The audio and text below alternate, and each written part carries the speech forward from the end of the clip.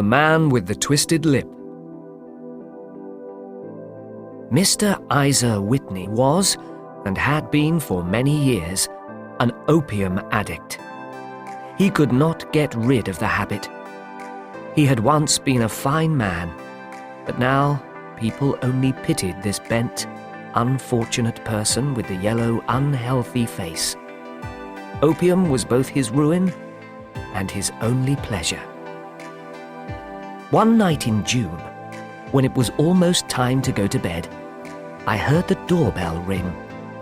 I sat up in my chair, and Mary, my wife, put her sewing down in annoyance.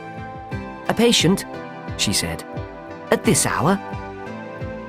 We heard the servant open the front door and speak to someone. A moment later, the door of our sitting room was thrown open and a lady came in. She wore a black veil over her face. "Please forgive me for calling on you so late," she began. But then she could no longer control her feelings. She ran forward, threw her arms round Mary's neck, and cried bitterly on her shoulder.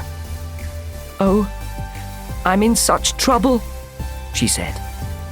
"I need help so much." "Well," said my wife, pulling up the visitor's veil, "it's Kate Whitney. This is a surprise, Kate. I had no idea who you were when you came in. I didn't know what to do, and so I came straight to you." That was how it always happened. People who were in trouble came to my wife, like birds to a lighthouse. "We are very glad to see you," Mary said. "Now, you must have some wine and water and sit here comfortably and tell us all about it. Or would you like me to send John off to bed?" "Oh, no. I want the doctor's advice and help too." "It's about Isa. He hasn't been home for 2 days. I'm so worried about him." This was not the first time that Mrs. Whitney had spoken to us of her husband's bad ways. She and Mary had been at school together.